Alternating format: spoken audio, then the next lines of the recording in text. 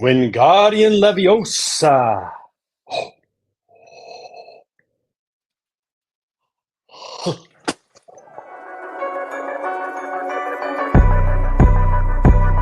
What's up, everybody? Hey, everybody. What's up, everybody? And welcome to another episode of Standing Out.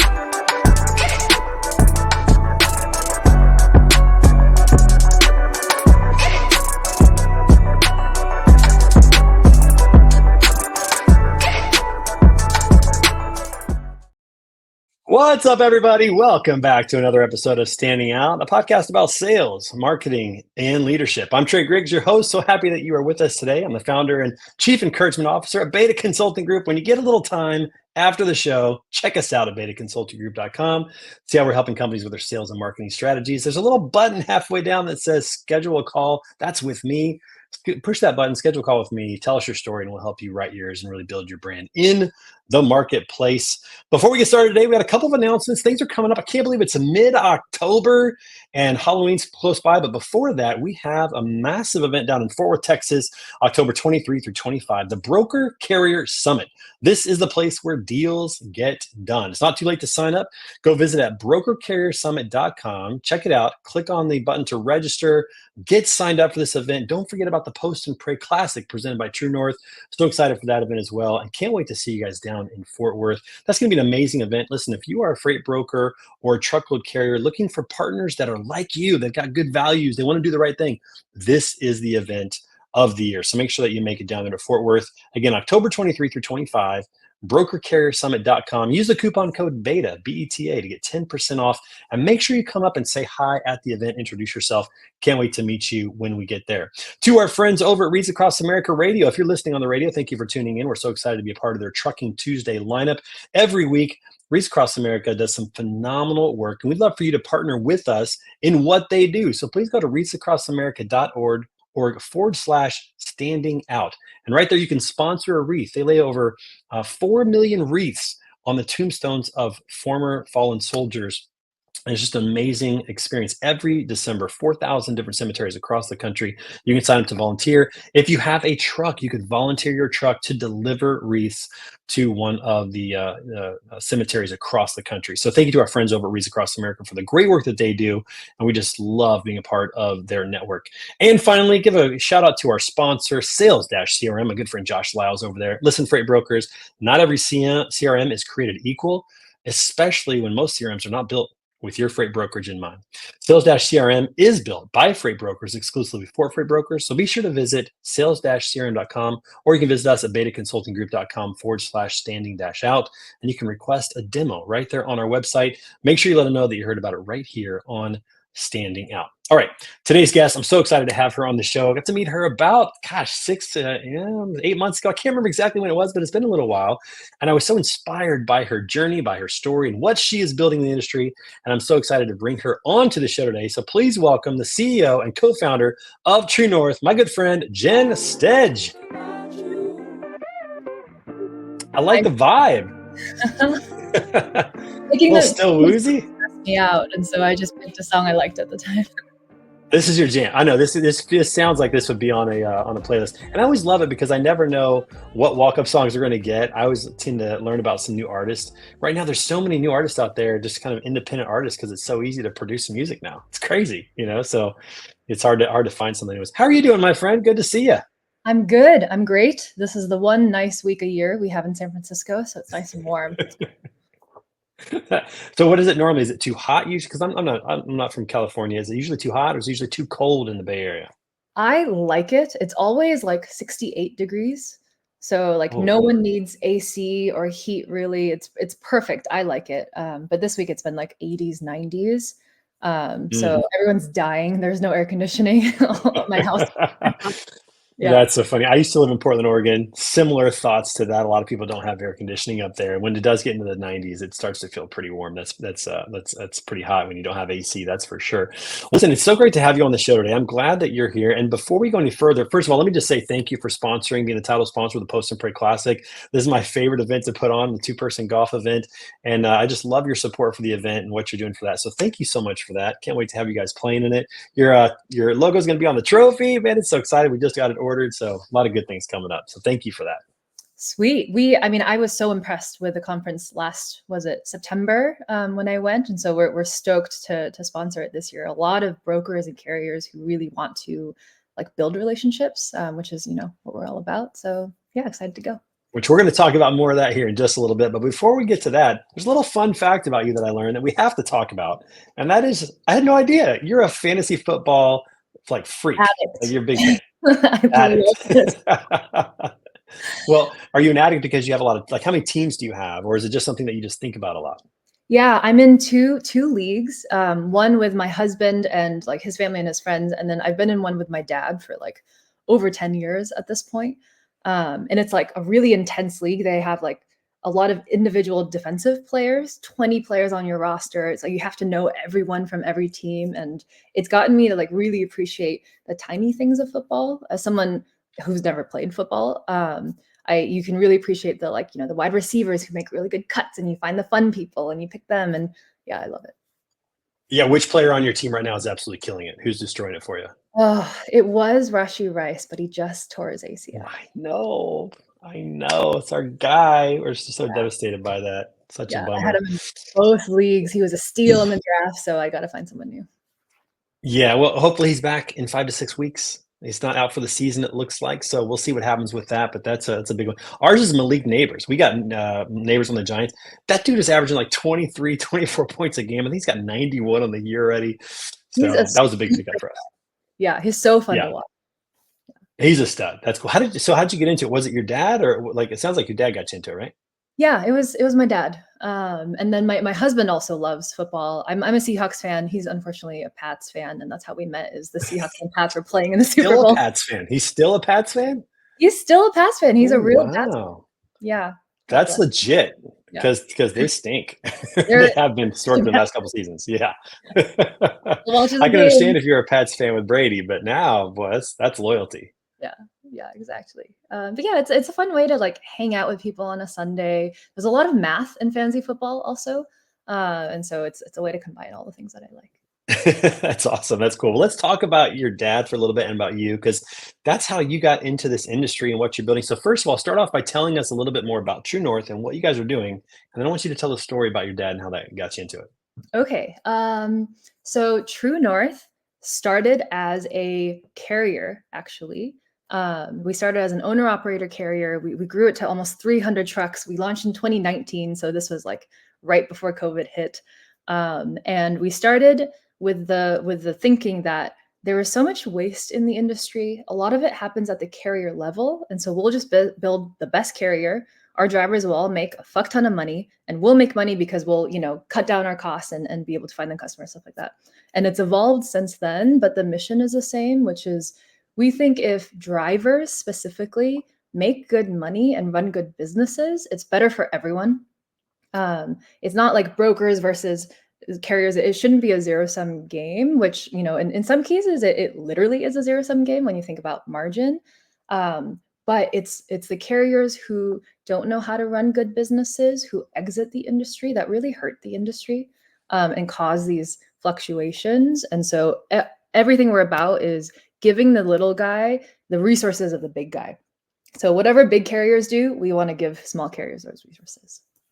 Yeah, I love that. And your dad being a part of it and helping you get into it.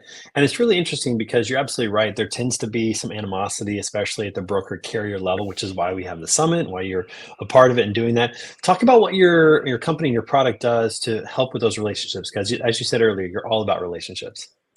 Yes. Okay. So on the carrier side, we have all the basics for running a business. We have a load board, invoicing, financial like insights. We tell you how much you make and how much more you can make if each load is profitable, blah, blah, blah. That's basic. But the next layer that we've built on top of it is a way for carriers, specifically small carriers, mostly owner ops, like 1 truck carriers to 5-10 truck carriers, to broadcast to brokers their preferences, not just where they live. That's the basic information that everybody has, but what are their favorite lanes? What are they searching for on our load board? Where do they want to go? And what is their rough price?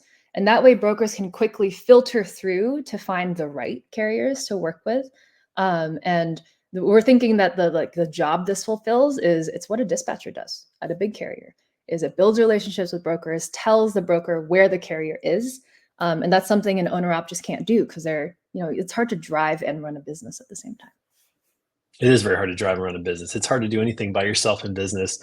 That is for sure. And giving them the help with that is a huge part of that. And if we back up just a little bit, we did a little bit of digging into your background and learned a few things about you. I didn't know this, that you got your start in neuroscience and then eventually moved to software development and consulting, strategy operations, and then you landed TrueNorth. So talk a little bit about that experience and how that's helped you along the way. Yeah, you really went deep on my LinkedIn. Little Okay. stalking, it's all right. No Yeah, big I deal. love it. I love it. So I actually graduated high school, going into college, thinking I would be a neuro math major. Um, and I have a very diverse experience, which means I had no idea what I wanted, and I tried a bunch of stuff. But the very first lab I ever worked in, I remember it so clearly.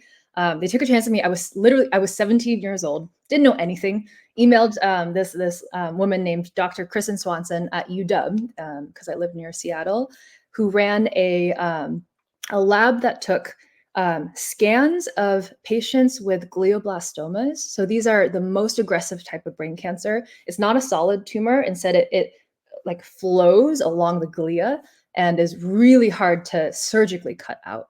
And so she would take like hundreds of inputs from the patient, build a mathematical model that predicted where the tumors would grow. And then she would pair with radiology to target those specific places because MRIs don't actually show you the full picture. She would predict and get ahead of it. And like glioblastomas, the life expectancy it's like I think 25 or 30% of people make it to 1 year after diagnosis. Like that's how insane it is. And it drops to under 10% after 5 years. So it's a death sentence.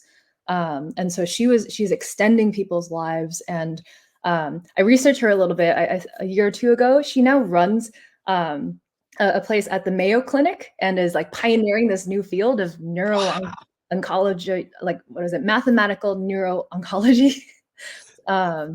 And like she was willing to take a chance on me as an intern. All I did, by the way, was I took, she would take scans and scans and scans of MRIs, and then I would highlight where the tumor was.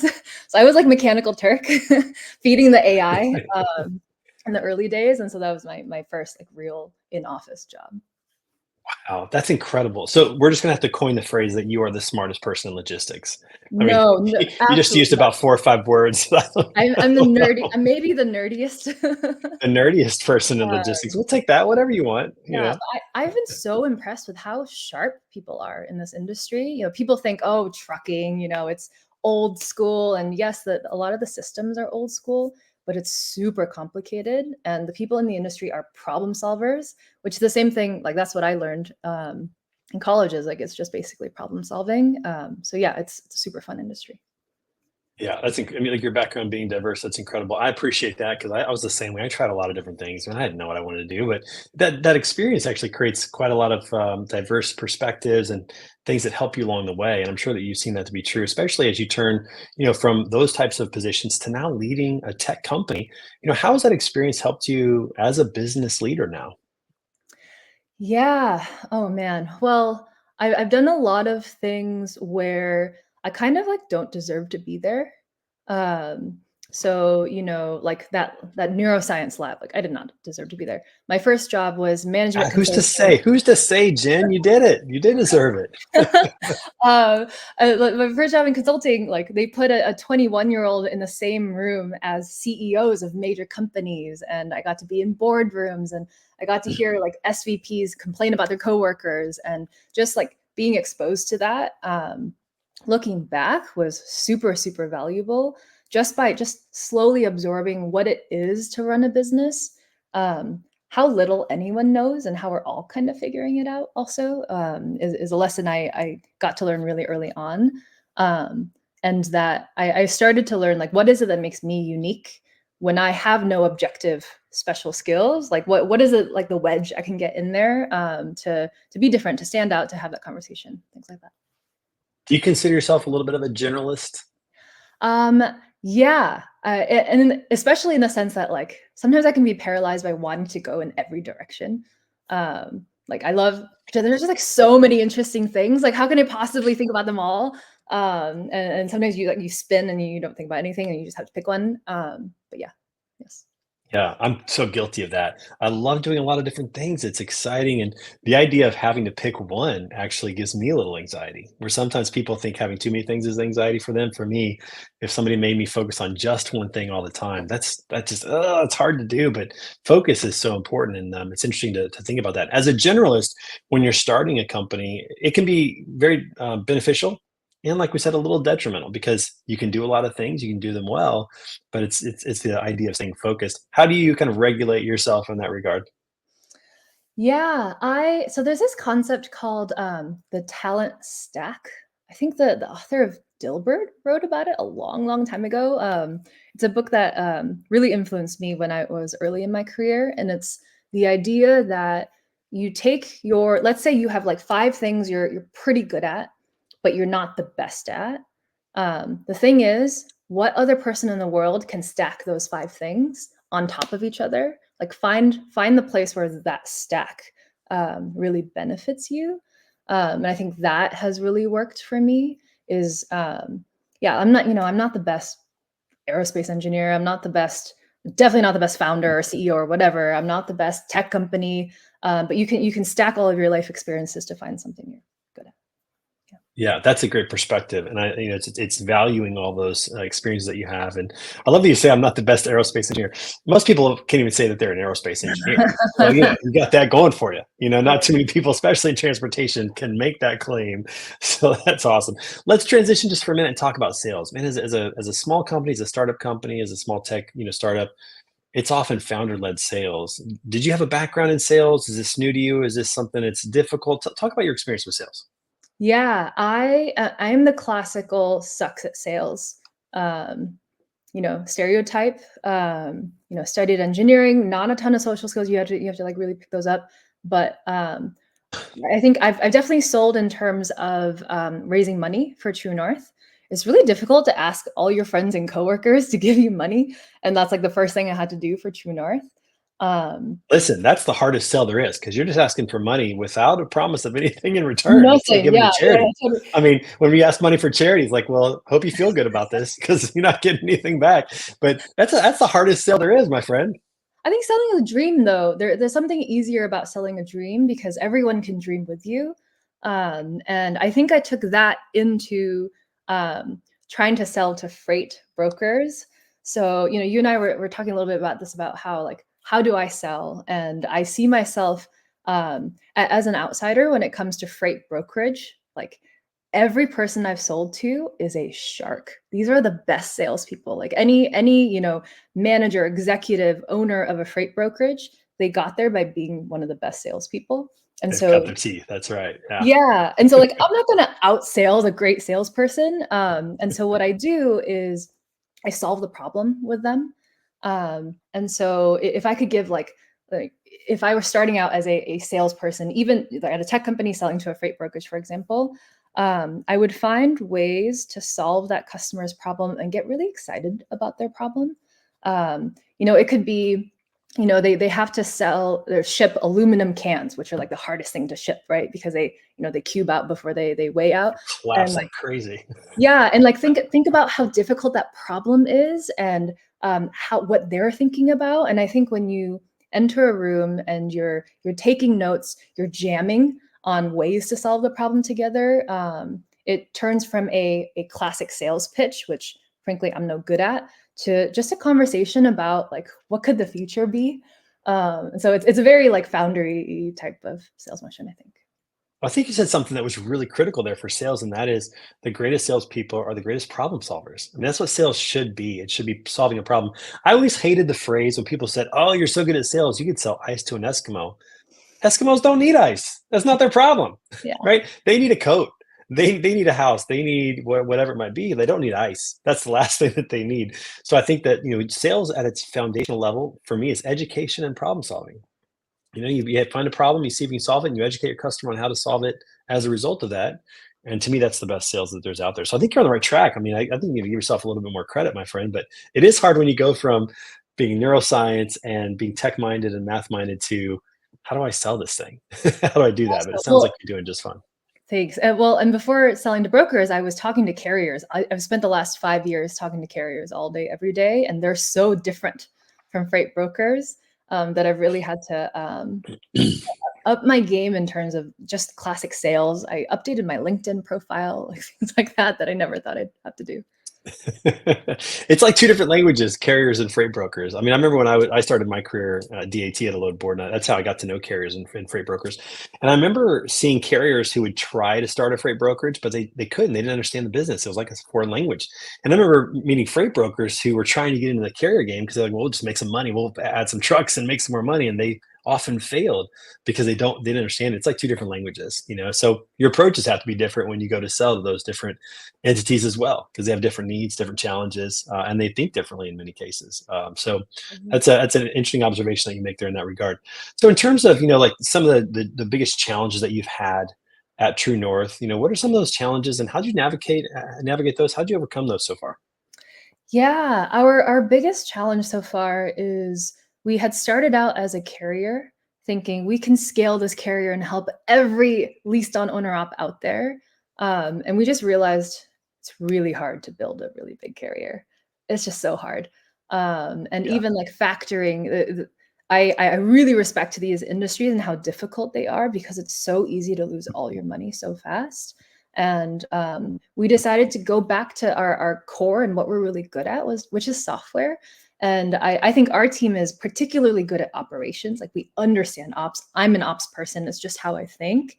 But that doesn't mean we have to do all the ops. We could partner with other people. And so that was definitely a challenge for us. We had to find all of our leased on owner ops a new home with other carriers. We had to wind down the business. We had to think, how do we like retake everything we built for ourselves to run our carrier? How do we adapt that for other carriers? So it was difficult, but you know, in the end, we can help a lot more drivers and carriers in this way, and build a better business overall. And so at the end of the day, it was really listening to our customers, and we were having a lot of small carriers say, "Hey, I want to use what you have."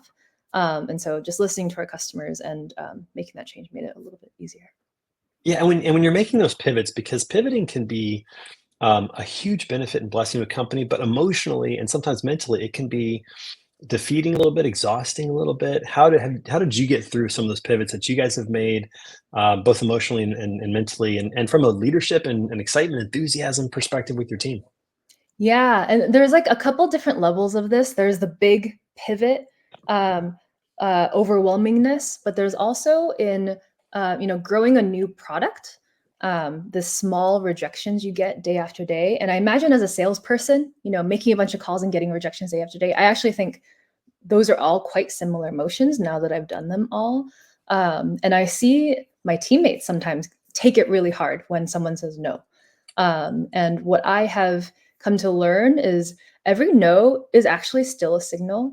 Every user who used you yesterday and then stopped today is doing it for a reason. And so you go back and look at what is the last thing that they did? Was it a bad experience? Did we change something? Did we, you know, recently we changed the location of a button, and usage on something went way down, and it was like, oh, what was happening? We panicked, and then we looked at the numbers and we're like, oh, that's it. It's an easy change.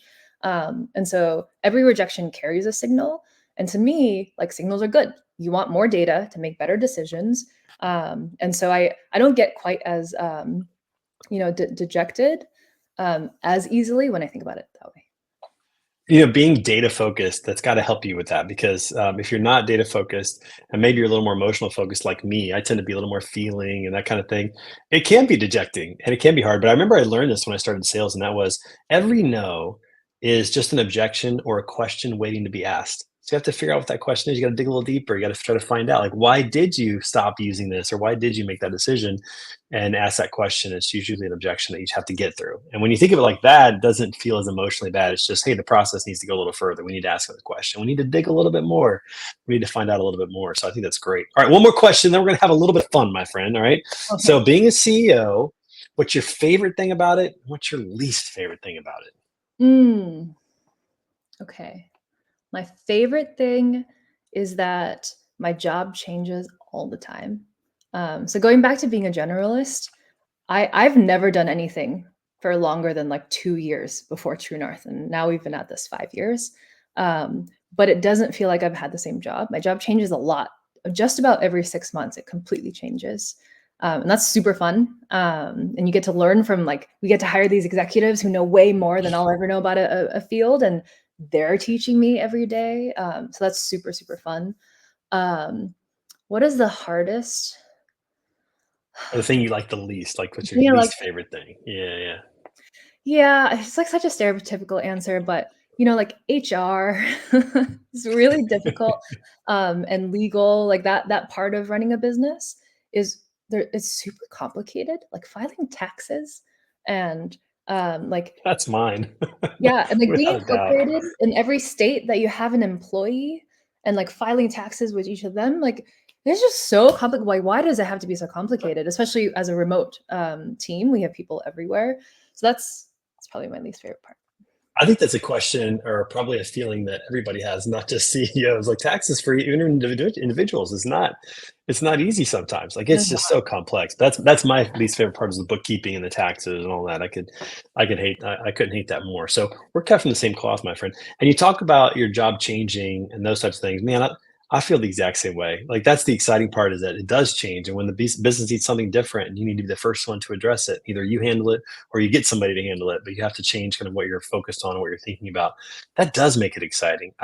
I'm not the person that would ever thrive in a situation where I just do the same thing every day. Just it's wouldn't work for me. It sounds like it wouldn't work for you either. So we'll agree on that, and let's have a little bit of fun. So every show we like to have a random question of the day. Now listen, Jen, I haven't seen this question yet. Our producer gets to make this. It could be funny, it could be serious, it could be a great question, it could be a dud. I have no idea. Let's see what the random question of the day is today. It is, what helps you breathe easy? Maybe what helps you relax, I guess. What helps? Interesting question. What helps you breathe a little bit easier, my friend? Yeah, okay. Can I answer it from a like biohacking nerdy way, and then also the actual way You that can answer it any way you want, my friend. This is your show today. Let's go. okay. So there's this book called Breath. Um, Apparently there are some things wrong with it, but generally it's good, and it talks about how important it is to breathe through your nose. And so I like, especially if you when you sleep, if you are a mouth breather, it's actually not good for you in many ways. One, your body absorbs a lot more, I think, nitrogen, nitrates, breathing through your nose. There's just something special, some filter that's better for you. And second, it changes the shape of your jaw if you sleep with your mouth open and like are always mouth breathing actually. And so I taped my mouth shut. I put like a piece of tape here for like a year, and I stopped mouth breathing, and it helped Like everything. when you went to bed at night, or like during the day No, when you went to bed at night? just during bed, and it was like one I piece was of gonna say tape right that's here. It's kind of weird, okay. but it's really good for your like breathing system. And Yeah. my like cardio output went up. It really changed things. So that's Did it the change your jawline? Did it give you a little? I like to think so. I kind of have a round face, and so I don't think anything will really change my jawline. I like to think it did. Yeah. That's hilarious. That's a good point. And I know that so I think I'm a nose breather when I sleep, because when I do breathe through my mouth, it's not a good night of sleep, and my mouth feels different when I wake up. I tend to Mhm. sleep on my side, and I think I'm a nose breather. So I'm excited to hear that. That makes me feel better. I don't want to put a piece of tape. Plus, with this, I'd have to shave every night too, because it probably wouldn't Oh, stick. So yeah. Beard makes it hard, and the mustache. might not work. A big piece of tape, like a big, a big piece of tape across the mouth might work. Okay, so that's the nerdy way. How about the other way? What helps you just relax and breathe easier in life? What do you do? Yeah, I actually have a whole routine. I'm generally a pretty non-anxious person, but since starting TrueNorth, there's a lot more to be anxious about and stressed out about, and so I have a whole routine. If I'm stressed out, I write down, especially at night if I can't sleep, I write down what is the worst thing that could happen, and I kind of keep going down the tree, like what's the worst thing that could happen? Nobody likes our product and we don't sell anything, and then what happens? All of our investors hate us and want to take back the money. We have to fire everyone, and I'm starting over. And then what happens? Oh, I'm still like young and employable, and I know lots of smart people. Like I can find a job, and in fact, people might even appreciate the fact that I tried something. And so, like the worst that could happen is that I do something new, and then it's fine. And like things like that, and that really helps calm my system, because the worst thing is not that bad. I love that. That is so good. That is so good. And I'll say this, I think that what you just said is powerful for people who are thinking about entrepreneurship, but have some fears, have some very Yeah. realistic fears like, well, what if it doesn't work? I'll fail. You could lose everything.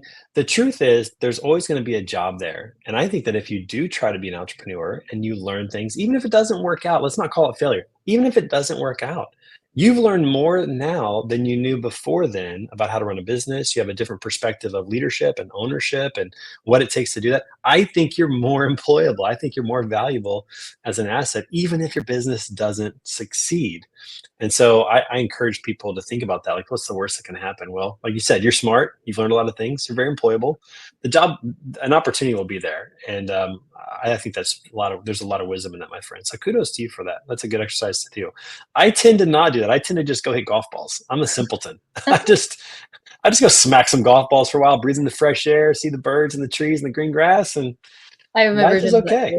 Yeah. My version of that is I escape into sci-fi books and just like dive into a Okay. completely new world, and I'm a vegetable. It's great. Do you also watch sci-fi movies, or you just like the books? It's more the books for me. I mean, books are always better. Let's be honest. The Harry Potter books were better than the movies, in my opinion. I'm not gonna Oh, lie. yeah, and I loved your intro, by the way. I grew up with Harry Potter because it was like my age as I was growing, and You don't have to say that. You don't have to show off. Come on. no, you think the thing is now that makes me old. I The graduated college before they came out. Let's just throw that out there. All right. Let's put that on the table. So, I don't want to hear it. fair, Growing fair. up with it. But yeah, No. it's hard to replicate sci-fi in movies and shows. It's just harder, you know. You can be much more imaginative with words.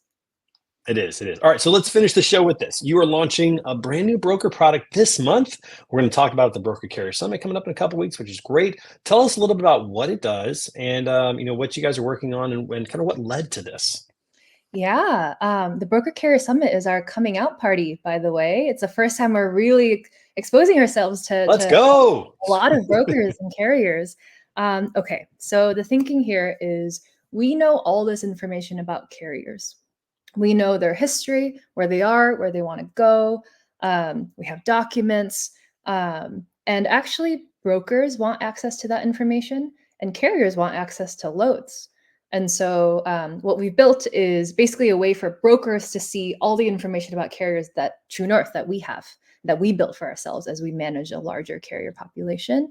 And so, it's as simple as you search point A to point B, dry van or reefer or whatever, and you get a bunch of carriers, and then you can repeatedly slice and dice by the filters you want.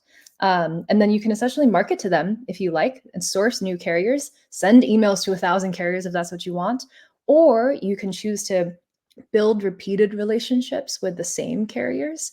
You can and keep updates on them, like log into TrueNorth and see exactly where they are, where they're headed, what their next load is, where they want to go, and that way you can be the first to offer them a load, and not get away from the load boards. And carriers, a lot of small carriers think that load boards are all there are, but actually those are the worst loads. Brokers keep the best loads for their preferred carriers, and so what carriers get is they get to they get the opportunity to become one of those preferred carriers.